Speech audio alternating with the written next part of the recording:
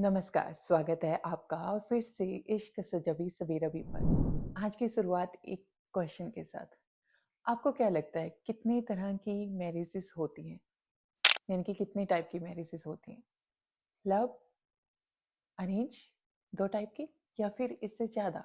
चलो हम बात करते हैं इन मैरिजेस के बारे में कि कितने टाइप की होती हैं और समझते हैं कि इनमें फ़र्क क्या है। तो इस वीडियो को अंत तक ज़रूर देखिएगा और समझिएगा कि इस टॉपिक को क्यों लेकर आया गया।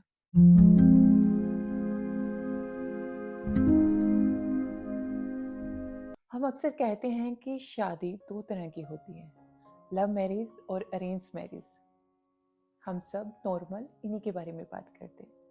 लेकिन जब से हमने इन कहानियों के ऊपर, ऑनर किलिंग की स्टोरीज के ऊपर, या डिफरेंट डिफरेंट शादी, रिलेशन, प्रेम की स्टोरीज के ऊपर रिसर्च करना स्टार्ट किया है, तब पता चला कि मैरिज की ये दुनिया सिर्फ 2 दरवाजे तक सीमित नहीं है, एक तीसरा दरवाजा भी है जो बंद भी है और अंधेरा भी है और दर्दनाक भी, जिसके बारे में कोई खुलकर बात नहीं करता।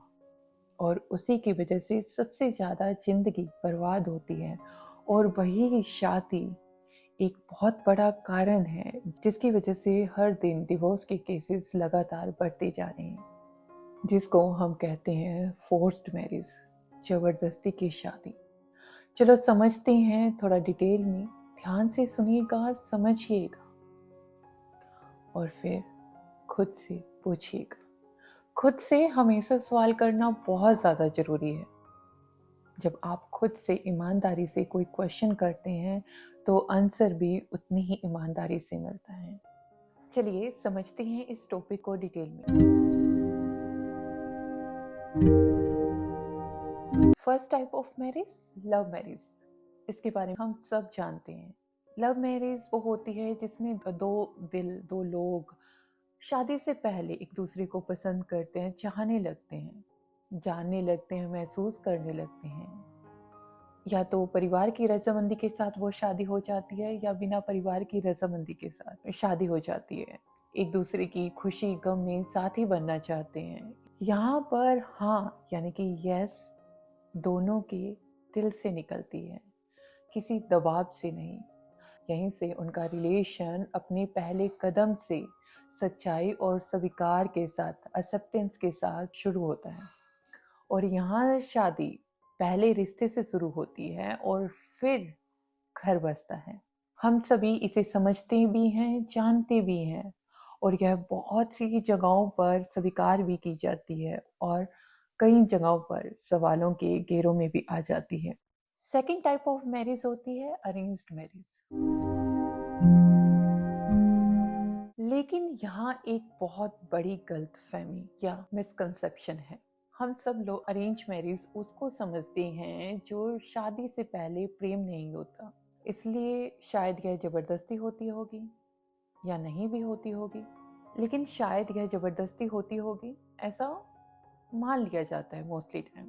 लेकिन नहीं, अरेंज्ड मैरिज तभी होती है जब जब दोनों लोग खुशी खुशी अपनी इच्छा से परिवार की पसंद को स्वीकार करते हैं।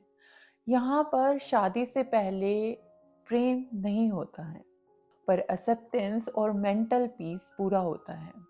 यहाँ भी शादी दिल से होती है, बस यहाँ पर दिशा परिवार देता है। कदम दोनों अपने उठाते हैं जब मन में हाँ की रोशनी होती है।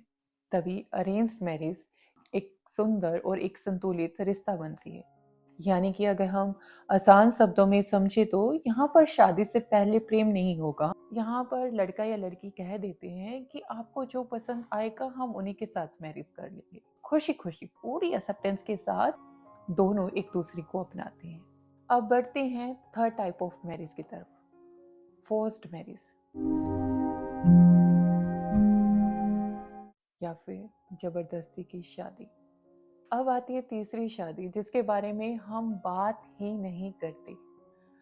उसको हम अरेंज मैरिज में ही काउंट करते आए हैं, क्योंकि क्योंकि समाज या हम सभी इसको मैरिज का हिस्सा ही नहीं मानते। लेकिन वास्तव में यही सबसे ज्यादा होती है।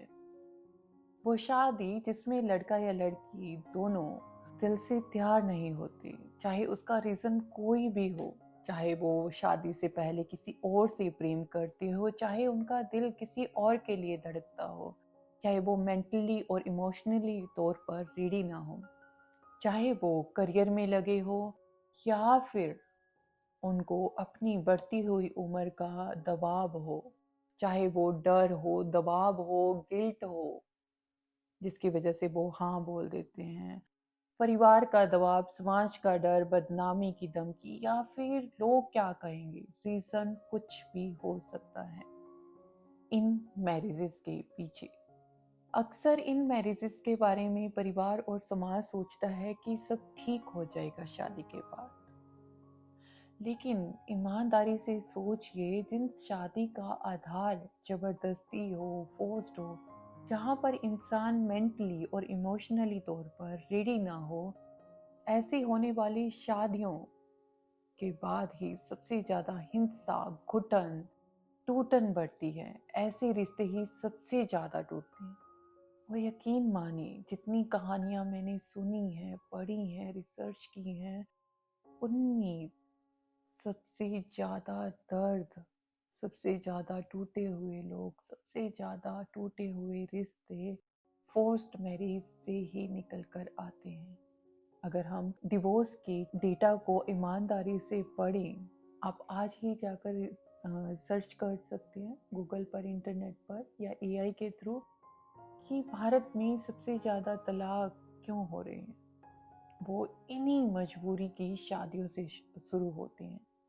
बिना कंसेंट की शादी या जल्दबाजी की गई शादी, क्योंकि वहां पर सिर्फ रिश्ता नहीं होता, वहां पर दबाव होता है, चाहे वो पारिवारिक हो, चाहे वो सामाजिक हो, चाहे वो मानसिक हो। हमें समझना चाहिए कि शादी सिर्फ दो लोगों का मिलना नहीं होती। यह दो दिलों का, दो सोचों का, दो जिंदगियों का, दो परिवारों का मिलन होती है। लव हो या अरेंज्ड, जब हाँ, जब यस दिल से निकलती है, तभी शादी अपना असली रूप लेती है।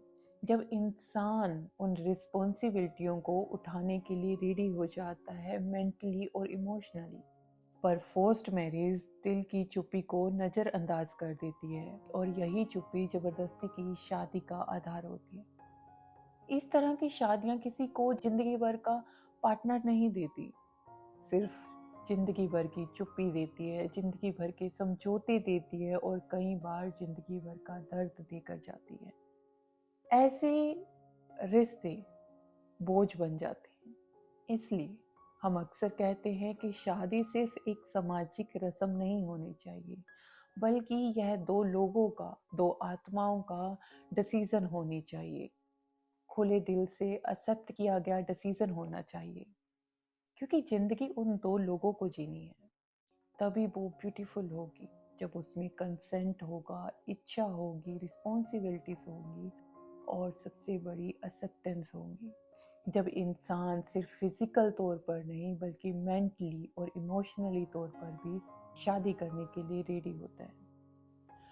क्योंकि रिश्ता तभी चलता है जब दो लोग चाहते हैं, जबरदस्ती से नहीं, किसी की जिंदगी में दबाव डालकर नहीं। समान समझ और सहमति के साथ अगला कदम उठाना चाहिए। हम फिर से कहते हैं, लाइफ टाइम के रिश्तों के लिए सबसे ज़्यादा ज़रूरी होता है दिल से निकली हाँ, ना कि चलो कर देते हैं। आपको क्या लगता है? आपका क्या परसेप्शन है?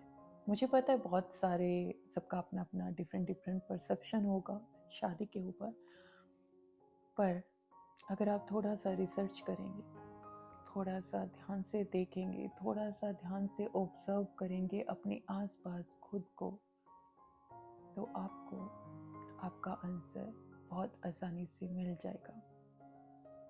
थैंक यू सो मच देखने के लिए। मिलते हैं एक नए टॉपिक के साथ, एक नई कहानी के साथ, एक नई समझ के साथ, एक नए नज़रिए के साथ अगले हफ्ते। Thank you so much.